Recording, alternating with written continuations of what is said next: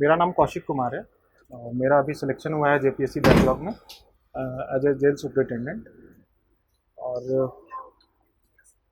As a jail superintendent हुआ है selection. ये वैकेंसी 2017 में आई थी और अभी जाके क्लियर हुआ है। और मैंने मेंस भी लिखा है इस बार का। पिछले बार मैंने इंटरव्यू भी दिया था जेपीएससी का, और 6th जेपीएससी का भी मैंने मेंस दिया हुआ है। तो काफ़ी लंबा एक्सपीरियंस है जेपीएससी को लेके। और पीटी मेरा कभी नहीं रुका, लगभग 155-156 नंबर मेरा सही रहता था हर समय पीटी। और प्रीवियस टाइम लैंग्वेज पेपर की वजह से सिलेक्शन में थोड़ा सा इशू हुआ था नागपुरी की वजह से। इस बार मैंने चेंज किया, कोटा लिया है। तो आपको भी फ्लेक्सिबल होना होगा सिलेक्शन के हिसाब से कि कैसा सिलेक्शन हो रहा है लोगों का। और मैंने इंजीनियरिंग की थी, मेरा ग्रेजुएशन है, और तब से मैं काफ़ी लंबे समय से प्रिपरेशन में लगा हुआ हूँ। अभी जाके मिला है, तो मे बी रेगुलर में भी सिलेक्शन हो जाए।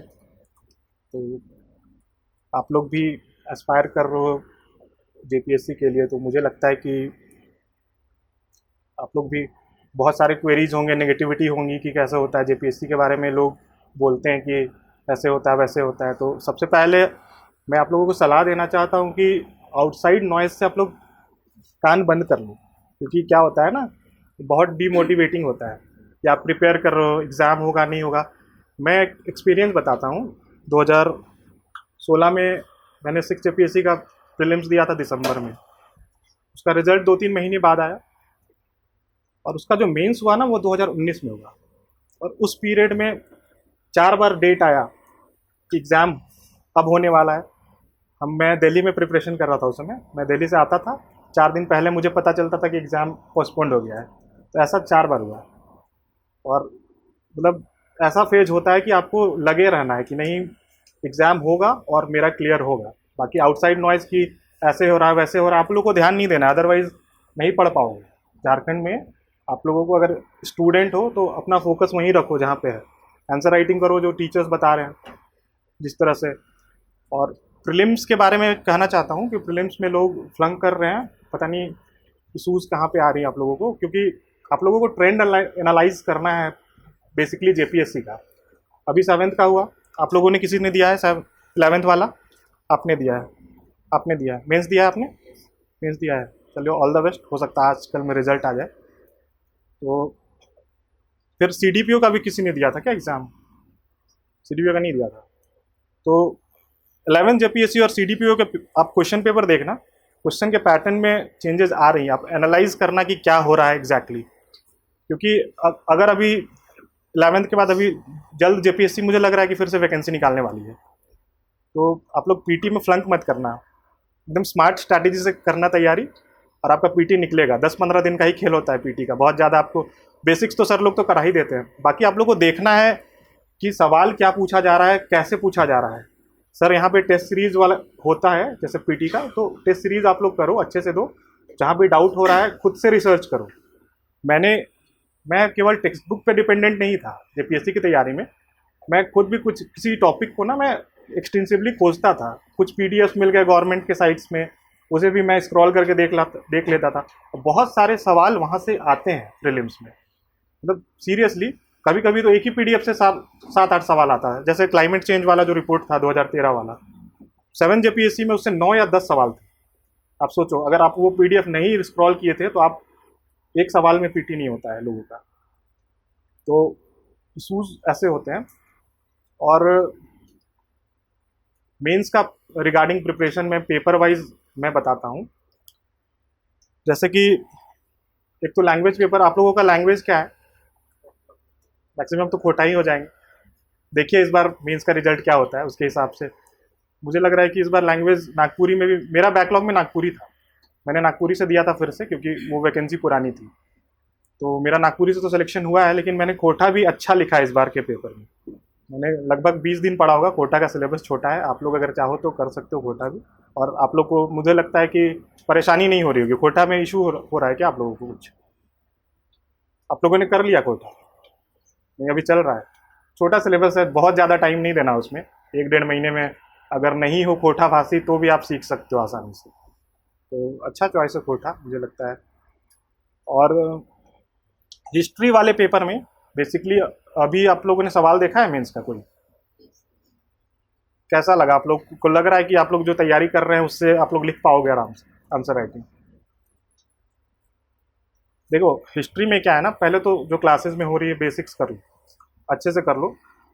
और अभी तक तो हम लोग बोलते थे कि यार एंशिएंट कर लो, 2 क्वेश्चन करके चले जाओ तो आपका हो जाएगा, लेकिन इस बार क्वेश्चन का जो ट्रेंड था ना कि आप अगर मेडाइवल भी करके गए हो, लेकिन आप जो मतलब पर्टिकुलरली जो टॉपिक आपने सेलेक्ट किया है सवाल, आप वहाँ से नहीं अटेम्प्ट कर पा रहे हो तो आप फंस रहे हो। तो आपको हमेशा 3-3, मेरे हिसाब से 3 पोर्शन में कमांड होना चाहिए हिस्ट्री में। और मॉडर्न में तो मॉडर्न लोग अटेम्प्ट नहीं करते, सोचते हैं कि नंबर नहीं आएगा, लेकिन मॉडर्न में अगर आप डायमेंशन खोल रहे हो ना सवालों का, डायमेंशन अगर मल्टी डायमेंशनल लिख रहे हो तो मार्क्स आएगा आपको। लेकिन वही है कि जो सब ट्राई करेंगे, क्योंकि मॉडर्न वाले से ना आपका कंपटीशन होगा यूपीएससी वालों से। वहाँ पे मॉडर्न हिस्ट्री का अगर आप कर रहे हो तो वो लोग एनी डे आपसे बेटर लिख लेंगे, क्योंकि उन लोगों का कमांड बहुत अच्छा रहता है, आंसर राइटिंग वो करते रहते हैं। आप लोग को भी आंसर राइटिंग करना है टाइमली। और सर किसी मेंटोर से या सर हैं अपने कि अगर वो लोग टास्क नहीं भी दे रहे हैं ना तो किसी हर दिन एक आंसर आप लिख तो सकते ही हो, आपको स्ट्रक्चर समझ में आ जाएगा। पढ़ाई का बहुत ज़रूरी नहीं है इस तरह के कि आप हर चीज़ आंसर में ही लिखो। मैं प्रिपेयर करता था तो मैं क्या करता था, इंट्रोडक्शन कंक्लूजन मेरा रेडी रहता था, बॉडी मैं क्वेश्चन के हिसाब से मैं बना लेता था। तो आप लोग तो ये सब तो सर बताते ही होंगे आप लोगों को। तो हिस्ट्री में आप एंशिएंट में मैं बोलता हूँ ना, एक बलियान सर का नोट्स आता है हिस्ट्री में। अभी एक इंडस वैली का जो ओरिजिन का एक सवाल पूछा गया था, तो उसमें सीधा लिखा हुआ था वो चीज़, मतलब नोट्स में एकदम लाइन बाय लाइन। जो वो पढ़ के गया वो बहुत अच्छा से लिख के आया होगा, टू द पॉइंट जो नहीं लिखा होगा उसे मार्क्स नहीं देगा। मेरा मानना ये है इस समय। और मेडाइवल भी बलियान सर से देख सकते हैं। और मॉडर्न तो है वो, आप स्पेक्ट्रम बेस्ट है वो, प्लस और भी यूपीएससी के बहुत सारे टॉपर्स हैं, उनका आंसर्स टेलीग्राम में आप लोगों को मिल जाएगा और वहाँ से आप लोग उससे पॉइंट्स देख सकते हो। और अब आंसर राइटिंग में लोगों का देखो, जिनको मार्क्स अच्छा आ रहा है, आप भी टेस्ट देते होगे, जिनका मार्क्स अगर अच्छा आ रहा है उनसे आप अपना देखोगे ना कि आप में क्या कमी रह रही है, या सर जो फीडबैक दे रहे हैं उसको अपना, और धीरे धीरे आंसर राइटिंग सुधर जाता है। आप सोचोगे कि पीटी के बाद करेंगे तो वो जो ग्रेविटी है ना आंसर लिखने का वो नहीं टूटता है। हम लोग भी सोचते थे कि यार पीटी होगा तो कर लेंगे, पीटी के बाद टाइम देख रहे हो कितना मिलता है आप लोगों को, 40 या 50 दिन का टाइम मिलता है। आप पढ़ोगे कब और लिखोगे कब? तो आप लोग में कंसिस्टेंसी अभी से ज़रूरी है, क्योंकि कंपटीशन टफ होता जा रहा है डे बाय डे। जो छठा जेपीएससी में था आज बिल्कुल नेक थ्रोट कंपटीशन है जेपीएससी में। तो अगर आप लोगों को क्रैक करना है तो अभी से आंसर राइटिंग पे फोकस करना है। और ज्योग्राफी के वाले पेपर में, ज्योग्राफी में आपको तो बेसिक पहले तो आपको करना ही है, एनसीईआरटी एंड जीसी लियोंग जो सर बताए ही होंगे। बाकी सर का नोट्स बेस्ट है। अगर विशाल सर का क्लास आप लोग कर रहे हो ज्योग्राफी में तो उनसे अच्छा ज्योग्राफी मुझे नहीं लगता है कोई बता पाएगा। तो ये हो गया ज्योग्राफी में। और उसके बाद है पॉलिटी और पबैड। तो 7th में तो पबैड पूछा नहीं था, लेकिन इस बार पबैड से था सवाल। तो पबैड आप लोग तो क्लास तो चल रही होंगी, पबैड की स्टार्ट नहीं हुआ है, हो जाएगा, सर करा देंगे। तो इक्वली दोनों को वेटेज देना है। और सवाल आप लोग जैसे मेंस का अटेम्प्ट करोगे ना, तो इसमें ऑप्शन ऐसा आ रहा है इस बार सवाल मैंने देखा है कि आप केवल पॉलिटी का भी करके निकल जाओ, 4 सवाल करना रहता है तो आप 4 पॉलिटी के भी कर जाओ। लेकिन आपके सवाल में अगर डायमेंशन की, अगर कोई एग्जामिनर चेक कर रहा है तो अगर वो लकीली या अनलकीली दूसरे सब्जेक्ट से है, पबैड से है, आप केवल पॉलिटी का करके गए तो भी आपको मार्क्स नहीं मिलेगा। तो आप मेक श्योर करो कि एक आध सवाल पबैड से भी कर लो या 2 सवाल पबैड से कर लो, जो आपको ईजी पोर्शन लग रहा है। जैसे गुड गवर्नेंस वाला जो पार्ट है पबैड का, जो थ्योरी है, theory origin and public private administration, development administration, ये सवाल रिपीट करता रहता है हर समय। इस बार तो पॉलिटी एंड पबैड का सवाल काफ़ी बैकलॉग से भी रिपीटेशन था और 7th वाले से भी कुछ कुछ रिपीटेड थे सवाल। तो पॉलिटी पबैड तो आपका हो जाएगा। पॉलिटी में जो सर नोट्स दे रहे हैं, प्लस आप लोगों को अपडेट रहना है। जो पॉलिटी में अभी करंट भी हो रहा है ना मुद्दा, आप लोग को पॉलिटी में अगर ऐसे थीसिस लिख दोगे तो मार्क्स नहीं आने वाला है, आप लोग लिख के ले लो। पॉलिटी में आपको अगर आप लिख रहे हो ना तो आपको आर्टिकल वगैरह मेंशन करना है, कोट्स आप लोग रट लो, कुछ कुछ अच्छा सा कोट्स। अगर पूछा सीएजी में पूछा, आपको पार्लियामेंट से पूछा, तो कोट आप लोग लिख लो एक जगह। और इंट्रोडक्शन हमेशा कोट से करोगे ना तो थोड़ा आपका पेपर दूसरों से अलग होगा। अब ऐसा कुछ पूछ दिया तो लिख रहा है कि हाँ कि आर्टिकल दिस था, इससे आर्टिकल पर्टिकुलर आर्टिकल में ये है, तो उससे बेटर है कुछ अगर सवाल है तो कोट से शुरू करो, कोई फेमस B.R. अम्बेडकर के कोट से कुछ शुरू करो, या फिर जो भी फेमस ये हैं प्रियम्बल पे है तो कोट से करो, और उसके बाद आप लोग आंसर लिखो। जो क्वेश्चन का डिमांड है, क्वेश्चन को देखो क्या पूछा गया है और क्वेश्चन के डिमांड को फुलफिल करो। ये नहीं कि बिरसा मुंडा पूछ दिया हिस्ट्री में, हम लोग बिरसा मुंडा का जीवनी लिख के आ गए, पूछा था क्वेश्चन में कुछ और, आप लोग को पता था कुछ और 15 पेज बिरसा मुंडा पे लिखे जा रहे हैं। तो ये करने से मार्क्स तो नहीं आएगा आप लोगों को। ये हम लोगों ने भी देखा है, जो लोग जो बोलते हैं कि हमने मेरा पेपर बहुत अच्छा गया, तो पहले तो क्वेश्चन को आप लोग को एनालाइज करना पड़ेगा कि पूछा क्या है, टू द पॉइंट। इधर उधर का बात करोगे, एग्जामिनर 20 दिन में कॉपी कटी है इस बार, हो सकता है अगले बार 15 दिन में कॉपी कटे। उन लोग के पास पेशेंस नहीं रहेगा कि आप क्या लिखे हो पढ़ने। आपका वो कॉपी एक बार देखेगा हाईलाइटेड, सबसे पहले देखेगा प्रेजेंटेशन कैसा है, कि आप कैसे कैटर किए हो, आपका बॉडी कैसा है, आपका इंट्रोडक्शन कैसा है। इंट्रोडक्शन ही पढ़ेगा, थोड़ा सा भी पढ़ के लग जाता है ना। हम लोग अगर किसी का कॉपी पढ़ रहे हैं तो थोड़ी देर में ही हम लोग जज कर लेते हैं कि भाई ये बंदा कैसा लिख रहा है। मतलब दूर से जो देखने में, राइटिंग अच्छा कीजिए, थोड़ा स्पेसिंग दीजिए। 48 पन्ना हम लोग को मिल रहा है, 48 pages are more than enough. जो यूपीएससी नहीं है कि आपको एकदम आंसर क्वेश्चन के नीचे ही लिखना है या पर्टिकुलर वर्ड में लिखना है। तो ये चीज़ आप लोगों को ध्यान रखना है। और इकोनॉमिक्स में तो बेसिक्स तो आप लोगों को क्लियर करना पड़ेगा बिफोर। विशाल सर तो पढ़ाते ही होंगे एक्सटेंसिवली, तो विशाल सर का नोट्स इनफ है, लेकिन आप लोगों को शॉर्ट नोट्स बना के रखना होगा हर चीज़ का। इवन हिस्ट्री का भी शॉर्ट नोट्स बना के रखना होगा, जो आप एग्जाम के समय पढ़ सको। आप एग्जाम के समय सारा नोट्स नहीं रिवाइज कर पाओगे, ये प्रैक्टिकल सा बात है। एग्जाम के समय आप लोगों को अपना एक पर्सनल शॉर्ट नोट्स बना के रखना होगा, जिससे आप रिवाइज कर सको। और जैसे टेस्ट लिखने आते हो, थोड़ा पलटो उसको, फिर जाके टेस्ट लिख के आ जाओ। तो उससे एक ना आपका मेमोरी भी डेवलप होगा कि हर समय एक ह्यूमन माइंड है ना कि आप 2 घंटे का मान लो एग्जाम के समय रिवीजन का तो कोई समय नहीं है। आप जैसा जेपीएससी अभी पेपर ले रही है ना, आप लास्ट डे के बाद कुछ नहीं रिवाइज कर सकते हो। 1-2 घंटा का टाइम मिलता है, आप 5 बजे घर लौटोगे, फिर नेक्स्ट डे फिर से पेपर होगा, और एक दिन में 2 पेपर होगा, बीच में 1 घंटा का ब्रेक हो रहा है। तो आप जो पहले पढ़े हो, आपका जो प्रीवियस नॉलेज है वही काम आने वाला है। आप सोचोगे कि एग्जाम के रात पढ़ लें, या इंजीनियरिंग में होता है कि एक दिन पहले पढ़ लें, वो सब कुछ नहीं काम आने वाला। आपका जो प्रैक्टिस है at the end of the day, वही प्रैक्टिस आप लोगों को काम आएगा। मुझे नहीं लगता है कि आप सोचो कि एक रात में पढ़ लें, कि लक कभी कभी फैक्टर हो जाता है ना। अभी आप कोई सवाल करके गए हो, वो आ गया, तो आप अच्छा आंसर लिखोगे दूसरों से। तो इकोनॉमिक्स तो आप लोग सर का ये कर लो। बाकी बेसिक्स में अगर किसी को इश्यूज होती हैं तो इकोनॉमिक्स में इश्यूज होता है। मुझे तो बहुत इश्यूज होता था इनिशियली। मैंने जब तैयारी शुरू की थी तो मेरे कोचिंग में तो मुझे इकोनॉमिक्स बहुत समझ में नहीं आता था। तो फिर मैंने मेहनत की। मृणाल सर का एक आता था उस समय, अभी भी आता है। मैंने मृणाल सर का भी देखा पूरा लेक्चर, और खुद से भी किया। एक मेरे टीचर थे जुल्फ़िकार सर, अच्छे टीचर थे। उनका कोविड के समय अनफॉर्चुनेटली डेथ हो गया, तो वो भी अच्छे टीचर थे। तो इकोनॉमिक्स में मैंने किया था मेहनत काफ़ी। तो और फिर साइंस एंड टेक में मेरा one of the highest marks था 7 जेपीएससी में। अराउंड 150 मार्क्स थे मुझे साइंस एंड टेक वाले पेपर। बीइंग एन इंजीनियर मुझे ये पेपर अच्छा लगता है। और इंटरेस्टिंगली एक बात बताता हूँ कि मैं जो पढ़ के गया था ना, कुछ नहीं आया था वहाँ पेपर में। मतलब मैं सोचा था कि बहुत इंपॉर्टेंट टॉपिक्स है, ये पढ़ के जाऊँ। अनफॉर्चुनेटली वो कुछ नहीं आया था। बायोलॉजी में मैंने विटामिन नहीं पढ़ के गया था। विटामिन से सवाल मैंने लास्ट में विटामिन लिखा, मेरे सबसे कम 17 नंबर उस सवाल में आए थे आउट ऑफ 32। बाकी मुझे 26-27 हर क्वेश्चन पे आए थे साइंस वाले पेपर में। तो साइंस में मैं बोल सकता हूँ कि मैं इस बार का भी पेपर मैंने साइंस बहुत अच्छा लिख के आया है, क्योंकि साइंस में आपको कहानी नहीं बनाना है। 32 नंबर का है, अराउंड 600 वर्ड्स वहाँ लिखा भी हुआ है, वर्ड लिमिट 600 वर्ड आपको लिखना है। तो साइंस में टू द पॉइंट लिखो, और आप जो लिख रहे हो ना, डायग्राम्स की अच्छी से प्रैक्टिस कर लो। चाहे आप कुछ भी लिख रहे हो ना, डायग्राम के साथ उसको दिखाओ, इंट्रो दो, बॉडी में डायग्राम दो अच्छे से। मुझे याद है शायद एसिड रेन या किसी का सवाल आया था, और वो 5वां या 6ठा सवाल था। मैंने 5वां सवाल से ही शुरू किया, क्योंकि मुझे सबसे अच्छा वही आ रहा था।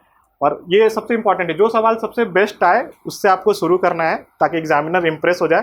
बाद में आप गलत भी लिखे हो ना, इतना कम समय में उन लोग के पास पेशेंस नहीं है कि वो पलट के सारा आपका एक लाइन पढ़ रहे हैं। वो नहीं पढ़ते हैं।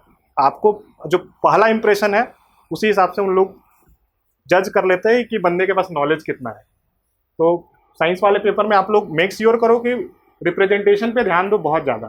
आप अगर कुछ एक्सप्लेन भी कर रहे हो ना, कि ओजोन का कुछ आप ये कर रहे हो, तो आप इक्वेशन भी लिख दोगे ना, तो वो समझ जाएगा कि इसके पास नॉलेज है इस बंदे के पास। तो ये आप लोग कर सकते हो साइंस में। रिप्रेजेंटेशन पे बहुत ध्यान देना है साइंस वाले पेपर में। मार्क्स आपको खींचना है, मार्क्स साइंस वाले पेपर में। तो 150 नंबर आ रहा है, 155 शायद हाईएस्ट था, हमको 150 आया था। तो आप समझ रहे हो ना कितना आप लीड फ्रॉग लोगों से 20-25 नंबर का लीड लोगे। ऑन एन एवरेज 120 लोगों को कम भी आया है, लेकिन ऑन एन एवरेज 120-122 नंबर लोगों का था। लेकिन आप 20-22 नंबर वहाँ पे लीड ले सकते हो साइंस वाले पेपर में।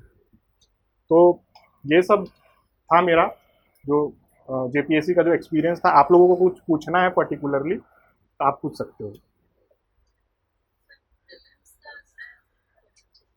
प्रीलिम्स का स्ट्रैटेजी, आपको जो टेस्ट दे रहे हो ना, टेस्ट को एनालाइज करते जाओ। और पीवाईक्यू जो है ना जेपीएससी का, सबसे पहले अभी देखो, अभी जो एग्जाम्स हो रहे हैं ना, ट्रेंड बदल रहा है जेपीएससी का। सीडीपीओ का पेपर उठा के देखना, देखो कि कहाँ से सवाल आ रहा है। खुद से सर्च करो ना गूगल में, कोई डॉक्यूमेंट मिल जाएगा तुमको, सरकारी डॉक्यूमेंट की कहाँ से आ रहा है, या फिर कोई ऑफिशियल डॉक्यूमेंट। सवाल वो लोग हमेशा ऑफिशियल डॉक्यूमेंट से नहीं पूछेगी।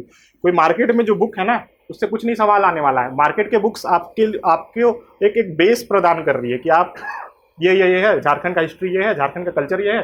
लेकिन जो सवाल है वो बुक से, आप लोग देख लो कितना सवाल बुक से आता है या फिर नोट से आता है। आप लोग तो एक्सपीरियंस कर ही रहे होगे, आप लोग तो एक्सपीरियंस से मार रहे हो ना कि अंदाज से कि हाँ ये होना चाहिए आंसर। एग्जैक्ट आंसर तो मुझे लगता है 10-20 सवाल होगा, उससे ज़्यादा एग्जैक्ट कुछ नहीं आता है। तो आप लोगों को खुद मेहनत करना है। एक आप लोगों को एक हैबिट बन जाएगा। अगर आप लोग रेगुलरली ये चीज़ करोगे ना, तो आप देख के बता दोगे कि ये सवाल गलत है। आप करते करते वो हो जाता है। मुझे भी कुछ ज़रूरत नहीं पड़ती। अभी जब सीडीपीओ का पेपर था, तो मेरा 7-8-9 बैकलॉग का मेंस मैंने दिया। 10 तारीख को सीडीपीओ का पेपर था। सीडीपीओ में भी मैंने 150 के प्लस स्कोर किया है। सीडीपीओ का पीटी में भी मैं मेंस दे रहा था, लेकिन मेरा रिजल्ट हो गया तो मैंने सीडीपीओ का मेंस छोड़ दिया at the end of the day. लेकिन मैं वही बोल रहा हूँ कि आपको एक आदत सी बन जाएगी। आप फ्लंक कभी नहीं करोगे प्रीलिम्स में, खास करके जेपीएससी के प्रीलिम्स में तो फ्लंक नहीं करने वाले हो। अगर वो इस तरह से आप पढ़ रहे हो ना, थोड़ा रिसर्च करके पढ़ रहे हो, केवल किताब मत करो, क्योंकि मार्केट में इतना सारा बुक है और सब बुक के पीछे मत भागो। आप अभी भी देख लो कितना सवाल किस बुक से आ रहा है। सब प्रचार करेंगे कि मेरे बुक से ये आ गया, मेरे बुक से वो आ गया। कुछ नहीं होता वो सब चीज़। सबको सब पता है कि नागवंशी राजा कौन पहला था, किसका राजधानी कहाँ था, वही ये लिख दिया, एग्जाम में एक लाइन मिल गया तो मेरे बुक से सवाल। ये फैक्ट है भाई, सबको पता है ये सब बातें। जो सवाल एक्चुअली आ रहा है अंदर कि ये रिपोर्ट के अकॉर्डिंग क्या है, आप गवर्नमेंट सोर्सेज पर हो। बाकी सर तो करा ही देंगे, सर को भी काफ़ी अच्छा ये है। शायद इस बार विशाल सर ही लेने वाले हैं आप लोग का झारखंड का पोर्सन। तो टेंशन नहीं है, प्रीलिम्स तुम लोग का एकदम।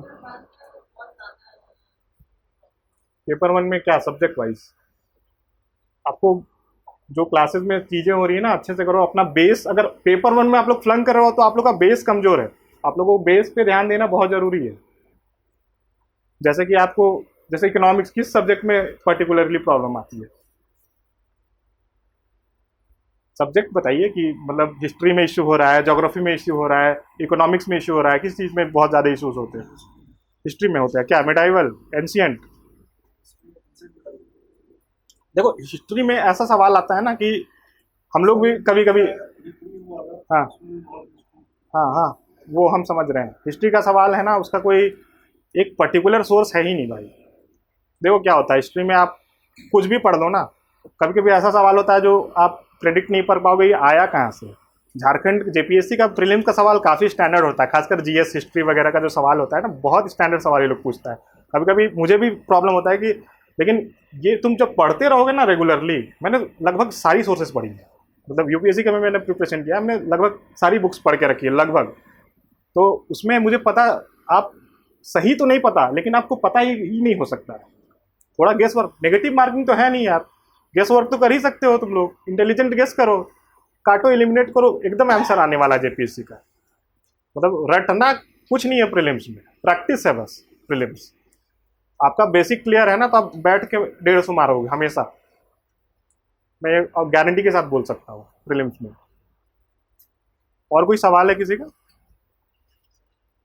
सर आपको पता है कि आप मेंस के लिए पढ़ के गए थे, बट क्वेश्चंस वहाँ पे हाँ हिसाब से नहीं आए। हाँ, तो उस तरह के क्वेश्चंस को कैसे सर हम लोग देखो पढ़ के नहीं गया था, मतलब एग्जैक्टली ये नहीं कि पढ़ के नहीं गया था, मैं उसको बहुत अच्छे से प्रैक्टिस करके नहीं गया था। पढ़ के तो सिलेबस सब जाते हैं, लेकिन आप सोचते हो ना कि ये अच्छे से मैं लिखा हूँ, टेस्ट में लिखा हूँ या घर पे प्रैक्टिस किया हूँ। तो इनिशियली मैंने इंजीनियरिंग वाला दिमाग लगाया।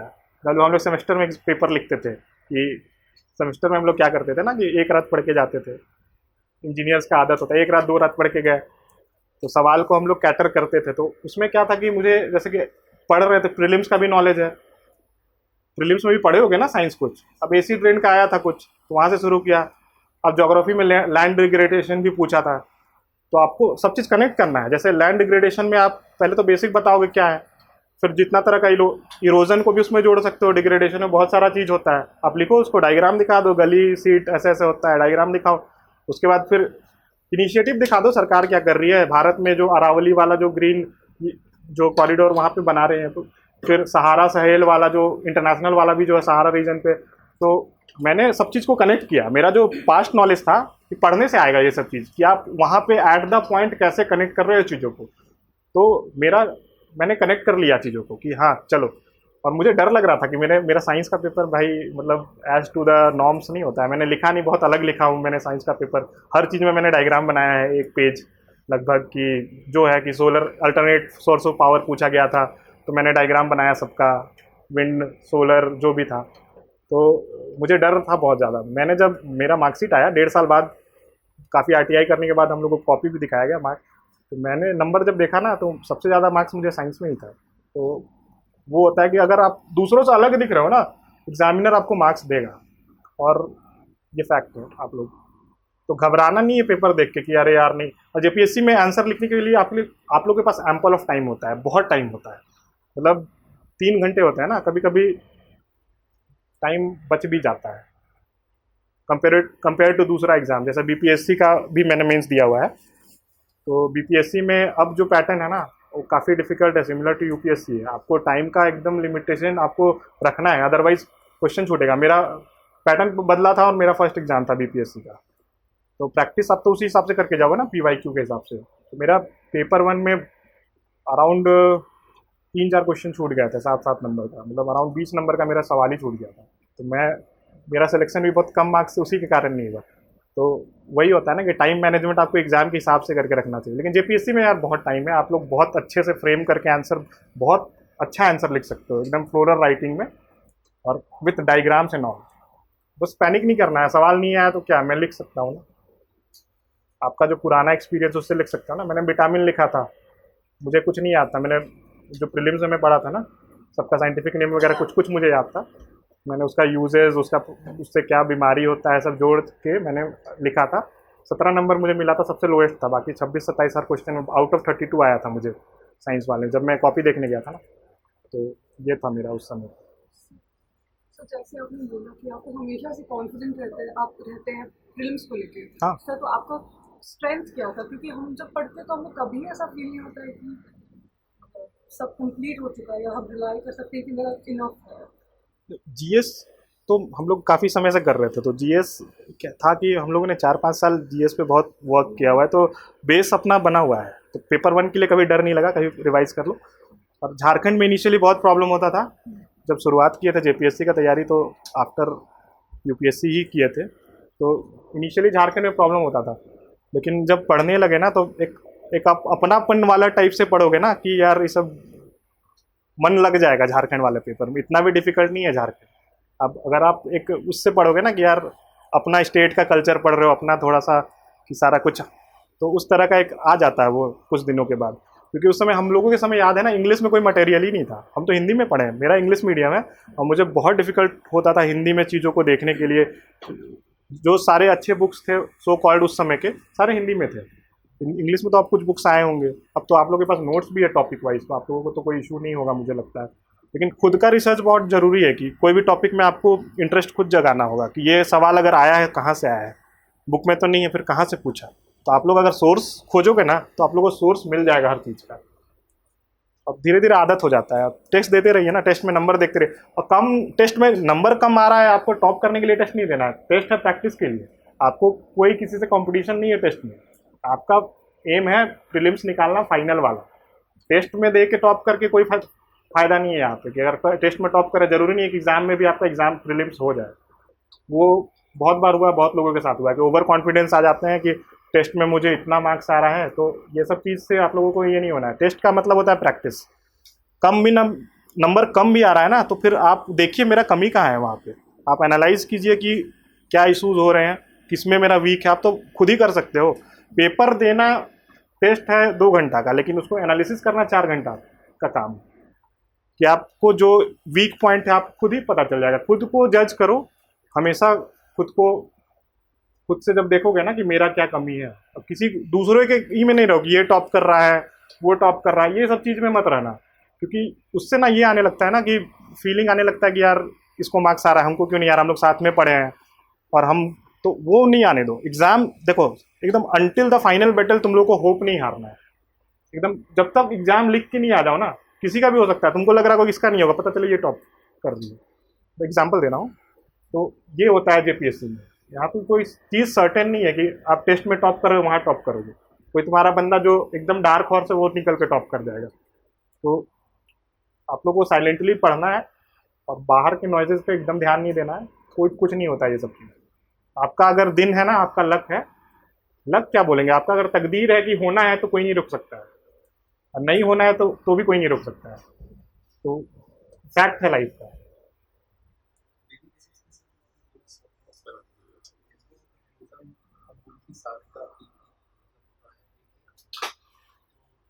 एक ही नहीं, जैसे सवाल होगा ना, टॉप सिलेबस होगा ना, तो आप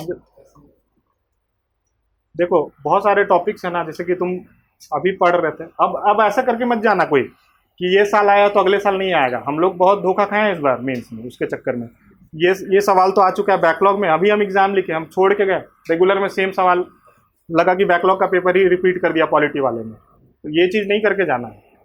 सबसे पहले तो मैं बोलूँगा ना कि पीवाई क्यों करके जाना है तुम लोग, चाहे किसी भी ईयर का है, क्योंकि जेपीएससी क्या करेगी ना, बहुत अनप्रेडिक्टेबल है कभी कभी। तो जो मेजर टॉपिक्स है जो आप लिख रहे हो, जैसे कि आप आंसर लिखे, ठीक है, कोई भी जो कुछ टॉपिक, यार मुझे यानी ये नहीं हो रहा है, तो आपको जो मेजर टॉपिक का है, जैसे कि आपको एकदम एक्सपेक्टेड टॉपिक है मिडाइवल का, आपको लगा जैसे, तो आप उसका लिख लो ना। हिस्ट्री में तो जान ही रहे हो, इंट्रो थोड़ा दिन पहले का शुरू करो, कंक्लूजन लास्ट में, फिर उसके बाद का थोड़ा दे दो, प्रोग्रेसिव दे दो, करंट से जोड़ के दे दो कि अभी क्या हुआ है।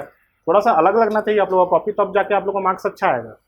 थोड़ा सा डायग्राम बना दो, मैप्स बना दो। मैप्स तो ज्योग्राफी में तो जरूरी है, हिस्ट्री में भी। अगर अभी मगध वाला आया था हमारे ये में, राइज ऑफ मगध वाला, तो विश्वास नहीं करोगे, ये सवाल मैं पढ़ के ही नहीं गया था, मैंने इसी को लिखा, क्योंकि और जो सवाल था ना वो मुझे लग रहा था कि अगर मैं इसे लिखूंगा ना तो मुझे मार्क्स नहीं आएगा। तो वहाँ पे भी जज करना मतलब पड़ता है, क्वेश्चन चूज करना बहुत इंपॉर्टेंट है जेपीएससी के मेंस में। क्योंकि आप अगर जनरलाइज क्वेश्चन कर रहे हो ना, तो कभी कभी ये हो जाता है ना कि आपको जनरलाइज मार्क्स भी आ जाता है। तो आपको थोड़ा सा, जैसे कि मुगल आर्किटेक्चर था, सवाल बहुत अच्छा था, अगर जो प्रैक्टिस करके गया होगा ना, लिखा होगा, उसको 28 नंबर से कम नहीं आया होगा उस बंदे को वहाँ पे, क्योंकि बहुत अच्छा सवाल था।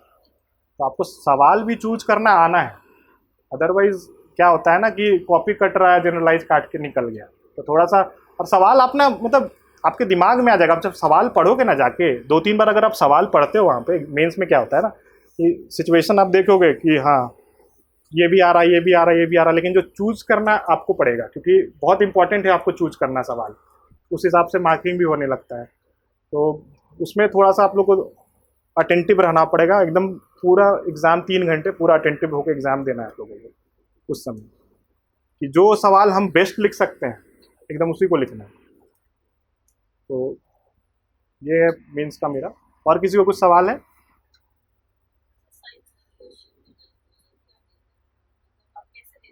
साइंस का सवाल में जो आप ऊपर लिखे हो ना, उसी को थोड़ा सा प्रोग्रेसिव देख के लिख लो हल्का सा।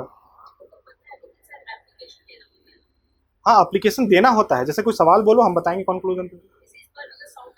हाँ हाँ, जो अल्ट्रासोनिक इंफ्रासोनिक जो आया था, तो लास्ट में लिख दो ना साउंड, जो साउंड का क्या इंपॉर्टेंस है हमारे रोल में और आगे क्या कर सकते हैं। प्रोग्रेसिव हमेशा दिखाओ कि आगे इसका और क्या एप्लीकेशन हो सकता है।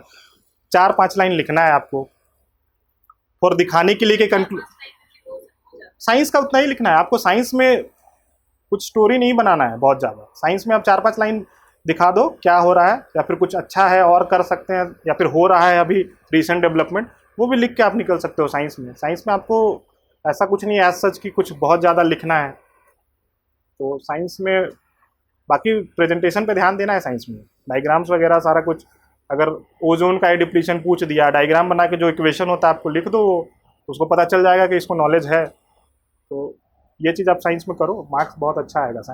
साइंस का पेपर मार्क्स उठाने के लिए, तो इसलिए रखा ही गया है सिलेबस में। थोड़ा बड़ा है लेकिन आप उसको कैटर कर लोगे। सिलेबस तो अभी तक मेच्योर नहीं हुआ है। साइंस का जो सिलेबस है ना, अभी तक तो वो चाहेगा तो रुला दे स्टूडेंट को, लेकिन अभी तक साइंस का या फिर कोई भी सिलेबस अभी तक ऊपर ऊपर ही सवाल आ रहा है। तो होपफुली आप लोग को लेकिन करके पूरा जाना होगा, क्योंकि आप लोग अभी से प्रिपेयर कर रहे हो ना। कुछ चीज़ आप लोग सिलेक्टिव नहीं कर सकते हो। जितना अभी समय है प्रैक्टिस करो, अपने आप को झोंक दो, और लास्ट में फिर पिक एंड चूज कर लेना कि हाँ ये मेरा स्ट्रॉन्ग पॉइंट है, मैं इसी का सवाल लिखूंगा लास्ट में। ये नहीं कि कुछ और करके आ गए, कुछ पढ़ के कुछ और गए। तो मेरा स्ट्रॉन्ग है, मिडाइवल मेरा स्ट्रॉन्ग है, तो कुछ भी सवाल आए मिडाइवल में लिखूंगा। मिडाइवल का छोटा है सिलेबस, अगर इंटरेस्ट तो पढ़ सकते हो। अब झारखंड बैकअप में लेके चलो, झारखंड का बैकअप में लेके चलना है, लेकिन झारखंड का अभी तक हिस्ट्री में ऐसा हो रहा है ना कि सवाल ऐसा पूछ रहा है ना जो आपको मतलब उसके एक लेवल, आप लोग जो पढ़े उसके एक लेवल ऊपर सोच के लिखना है। तो अगर बहुत ज़्यादा कॉन्फिडेंस नहीं है तो वहाँ पे आपको रिस्क नहीं लेना है तो लिख दो। अब बिरसा मुंडा का एग्रेरियन रिफॉर्म या कुछ पूछा गया है तो आप उसका जीवनी लिखोगे तो फिर क्या मतलब है? आपसे क्वेश्चन में पूछा कुछ और गया, आप लिख कुछ और रहे हो, तो at the end of the day number नहीं आने वाला आपको। तो थोड़ा सा क्वेश्चन चूज करने में आप लोगों को दिमाग लगाना पड़ेगा। और स्ट्रेस तो होता होगा, आप लोग तो फ्रेशर ही लग रहे हो बहुत ज़्यादा, ये नहीं है, लेकिन जर्नी कभी कभी खिंच जाता है तो स्ट्रेस आएगा। सोसाइटी का प्रेशर है, घर में प्रेशर है, तो उसको हावी नहीं होने देना है और कंसिस्टेंसी बना के रखना है। सबसे इम्पोर्टेंट वही है। नेगेटिविटी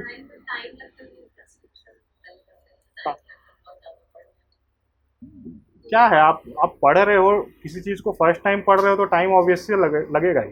अगर चीज़ों को आप फर्स्ट टाइम पढ़ते हो, हम लोग को भी लगता था कि बहुत ज़्यादा टॉपिक में टाइम लग रहा है, लेकिन वो टाइम आप इन्वेस्ट कर रहे हो, क्योंकि सेकंड बार पढ़ोगे उस चीज़ को ना तो टाइम आपको नहीं लगने वाला है। नहीं तो नोट्स बनाओ ना, छोटा छोटा पढ़ो उसका, उसके बाद नोट्स बनाओ उसका छोटा छोटा। कैसे भूलोगे? पढ़ लोगे फिर छोड़ दोगे कि हाँ समझ में आ गया, वोलेटाइल मेमोरी है ना यार, कुछ दिन के बाद नहीं याद रहता है कोई भी चीज़।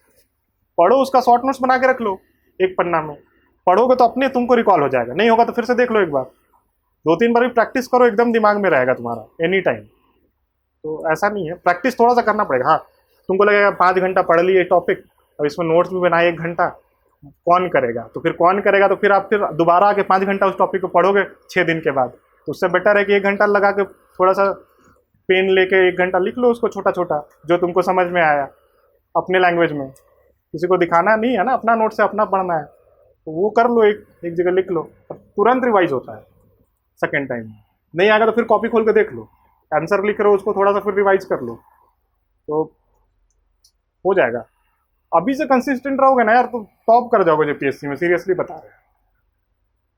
ऐसा भी नहीं है, मतलब जो सिलेबस दिखता है ना, डर लगता है। लोग अगर सोचते हैं 20 दिन में कैसे होगा, 20 दिन का सिलेबस ही नहीं है यार। 20 दिन में तुम तुक्का मारने जा रहे हो कि पढ़ के पलट के गए और आ गया तो तुम लिख दिए। अदरवाइज ये 20 दिन का सिलेबस नहीं है, काफ़ी बड़ा एक्सटेंसिव सिलेबस है। तुम लोग अभी पढ़ रहे हो, अच्छे से पढ़ाई करो उस चीज़ को, और अपना शॉर्ट नोट्स बना के रखो। शॉर्ट नोट्स लास्ट में लोग बनाने बैठते हैं, तुम लोग अभी से करोगे ना बहुत आगे हो सबसे। ये चीज़ नहीं बताता है लोग कि शॉर्ट नोट्स बनाना, ये करना है, ये सब चीज़ बहुत हम लोग को समझ में आया बहुत बाद में कि अपना एक ही कॉपी में सब हो जाएगा। तुम्हारा हिस्ट्री एक कॉपी में हो जाएगा, ज्योग्राफी एक कॉपी में हो जाएगा, तुम्हारा पॉलिटी पबैट सब हो जाएगा एक कॉपी में, छोटा छोटा। पॉलिटी को अलग टेक्स्ट बुक से भी देखते थे, खाली नोट से क्या होने वाला आज के समय में। सब चीज़ टेक्स्ट बुक प्लस इंटरनेट है यार, आजकल तो सब चीज़ मिल जाता है। तुमको जो सर्च करना है, जो ऐड करना है, ऐड ऑन करना है क्वेश्चन में, करो गूगल निकालो। आजकल तो चैट जीपीटी भी आ गया, चैट जीपीटी यूज करो। तुम लोग करते हो कि नहीं चैट जीपीटी यूज? करते हो ना, बहुत अच्छा चीज़ है। हम लोग के समय उतना डेवलप नहीं था, अब तो हम लोग को भी काफ़ी मदद मिलता है चैट जीपीटी से। तो ये सब चीज़ थोड़ा टेक्नोलॉजी का यूज करो, दूसरे कर रहे हैं तुम नहीं कर रहे हो तो पीछे हो। तो कोटा में कैसे प्रिपेयर करना है? क्लास कर रहे होगा ना, कहीं नहीं कर रहे हो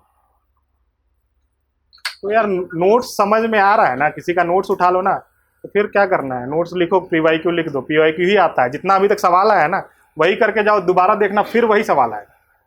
मैंने कुछ नहीं किया था, मेरे पास 10-15 दिन का समय था, केवल पीवाईक्यू करके गया था मैं।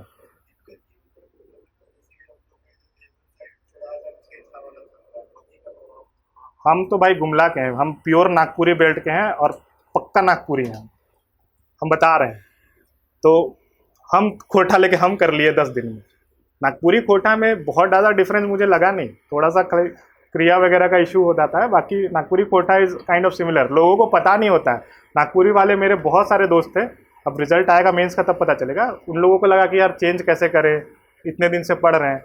बहती गंगा में चले जाओ, अगर रिजल्ट मेरा पिछले बार कोटा केवल नागपुरी के कारण मेरा सिलेक्शन रुका था पिछले बार।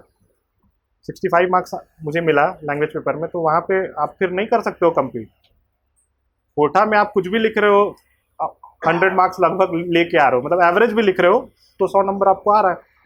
तो ट्राई करके देखते हैं ना, 10 दिन पढ़ के देखिए ना, नहीं समझ में आ रहा तो ठीक है, मेरा ठीक है, इंग्लिश है, हिंदी है वगैरह जो भी आप रख रहे हो इंग्लिश हिंदी। लेकिन कोटा में अगर मार्क्स आ रहा है, जैसे इस बार भी अगर मेंस वाले में सिलेक्शन, मैं आउट ऑफ 30 लोग गए थे ना, 25 लोग कोटा वाले थे मेरे इंटरव्यू में। 30 लोगों ने इंटरव्यू दिया है ना, 25 लोग कोटा के थे, केवल 5 नागपुरी के थे। आप समझ लो क्या मतलब हो रहा है, और इंग्लिश हिंदी के कोई नहीं थे। तो ट्रेंड क्या चल रहा है इस बार, आप लोग मेंस में देखो ट्रेंड क्या चल रहा है, सिलेक्शन किससे हो रहा है ज़्यादा, उस हिसाब से सोचो। क्योंकि सिलेक्शन के लिए बहुत ज़रूरी है कि लैंग्वेज में मार्क्स, मतलब केवल at the end of the day आपको लैंग्वेज पे ही आपका सिलेक्शन यहाँ पे निर्भर करेगा। ऑब्जेक्टिव तो सबका चलो 60-65 के अराउंड रहता है, 60 आएगा अच्छे स्टूडेंट का, थोड़ा सा 64 आएगा, 65, मतलब 55 से 65 तक। 65 के ऊपर एक्सेप्शनल हो जाता है, जैसा इस समय का सवाल था, इस बार का सवाल था, तो लगभग वही रहेगा। लेकिन आपका रैंक केवल मुझे लगता है लैंग्वेज ही डिसाइड कर रहा है जेपीएससी में अभी के समय, जो थोड़ा सा दूसरे लैंग्वेज के लिए भी गड़बड़ है। लेकिन क्या करोगे, जब ट्रेंड है तो आपको भी उसी के हिसाब से चलना है।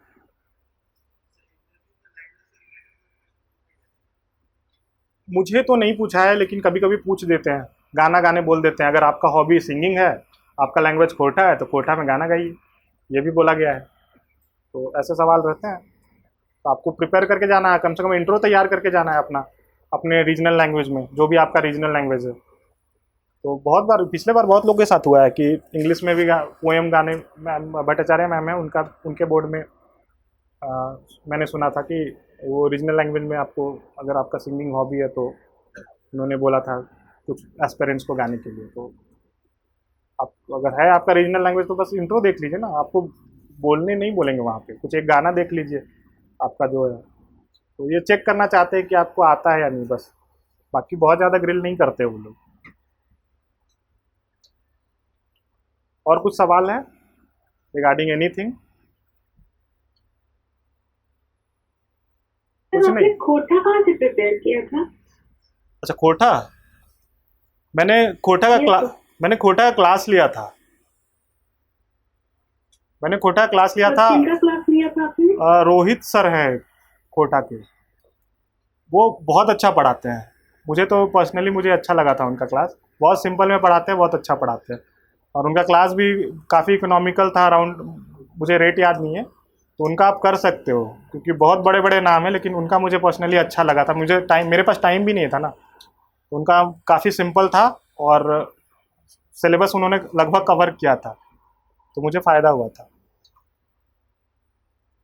ओके, तो थैंक यू। वेलकम।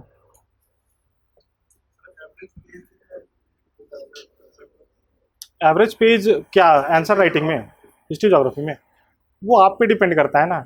हम लोग तो जैसे 8 पेज, लोग तो 48 पेज भी लिख के आए, तो आपको है कि 8 पेज लिखोगे तो एग्जामिनर भी सोचेगा ना कि और भी लिख रहे हैं, तो लेकिन मेन मैटर करता है आपका जो अंदर जो कंटेंट क्या है। पेज तो लोग कम भी लिख के अच्छा मार्क्स लाए हैं, ऐसा नहीं है कि आपको 5 पेज मिला के ऐसे, कौन सा वाले पेपर में? तो कंटेंट मैटर करता है, अच्छा लिखे होंगे तो मार्क्स मिलेगा, वैसा कोई इशू नहीं है कि आप 5 पेज लिखो तो मार्क्स कम आएगा, ऐसा कोई पेज का बाउंडेशन नहीं है। 800 वर्ड में आपको लिखना है, तो 800 वर्ड से थोड़ा कम भी हो, थोड़ा ज़्यादा भी हो, तो बहुत फ़र्क नहीं पड़ता है यहाँ पे। ये वर्ड लिमिट तो दिया नहीं है, आप साइंस के हिसाब से, साइंस में केवल वर्ड लिमिट दिया 600 वर्ड, उस हिसाब से आप प्रेडिक्ट करते हो कि 40 नंबर में 800 वर्ड का होगा। तो ये है, पेज से कोई मैटर नहीं करता यार, मार्क्स आ जाएगा, अगर कंटेंट लिखे हो तो मार्क्स आएगा।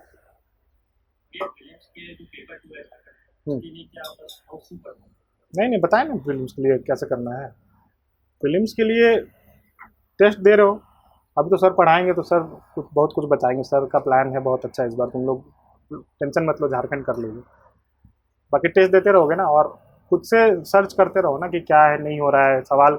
अगर ये सवाल पूछा गया है PYQ कहाँ से आया, तो सोर्स मिल जाएगा तुमको, थोड़ा सा खोज खुद भी पढ़ो। केवल बुक्स में रिलाई मत कर जाना, क्योंकि बुक से सवाल सारे नहीं आते हैं। बुक्स बहुत अच्छे अच्छे हैं, लेकिन वो बेसिक के लिए आपको अच्छा है कि बेस बता देगी कि हाँ एग्जैक्टली झारखंड का कल्चर क्या होता है, झारखंड का हिस्ट्री क्या होता है, झारखंड का ज्योग्राफी क्या है। बाकी तो सर तो सब पढ़ा ही रहे हैं, तो आप लोगों को इशू नहीं होने वाला है मेरे ख्याल से।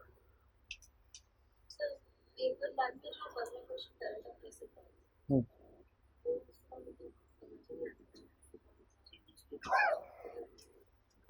देखो वो जो 15 सवाल है ना, वो तुमको रेगुलर पढ़ रही हो ना, 15 में तो 10 तो बन ही जाना है उसको। ऐसा नहीं है कि 15 का 15 भी कुछ नहीं समझ में आ रहा है।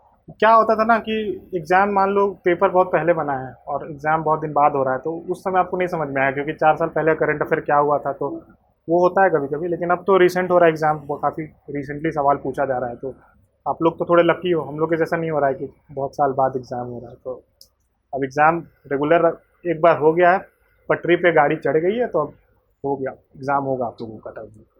तो आप लोग को उसका इशूज़ नहीं, बस अच्छे से प्रिपेयर करो, अच्छे अच्छे ऑफिसर्स बनो जल्दी जल्दी, सॉर्टेड है लाइफ।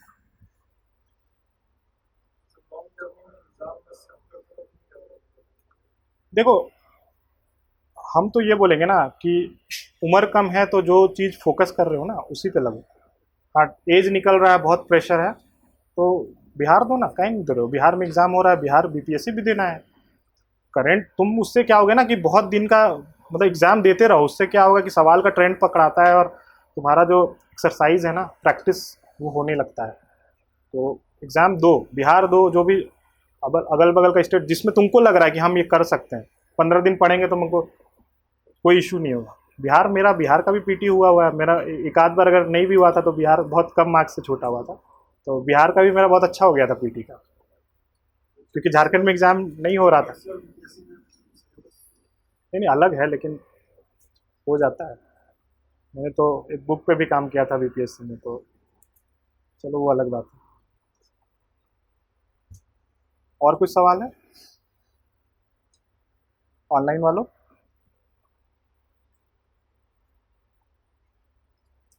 तो एंड करे या कुछ और पूछना है? फिर हम वही एक क्वेश्चन है, आंसर राइटिंग इंग्लिश में हो या हिंदी में हो, तो हाँ। उसमें मार्क्स में फर्क नहीं होता है ना? नहीं नहीं, अरे बैकलॉग में 10 में से 8 हिंदी मीडियम वालों का सिलेक्शन हुआ है, तो मुझे नहीं लगता है कि कोई डिफरेंस है। मुझे तो लग रहा है हिंदी वालों का ही ज़्यादा सिलेक्शन हो रहा है इस बार। अब रेगुलर में पता चल जाएगा ट्रेंड। तो आप लोग लैंग्वेज के लिए कभी ये मत करना कि हिंदी है तो कम मार्क्स आ रहा है, कभी नहीं होता है ऐसा, खासकर स्टेट PCS में। JPSC में तो कभी नहीं होता है। चलो फिर ऑल द बेस्ट, अच्छे से प्रिपेयर करो और जल्दी जल्दी निकलो।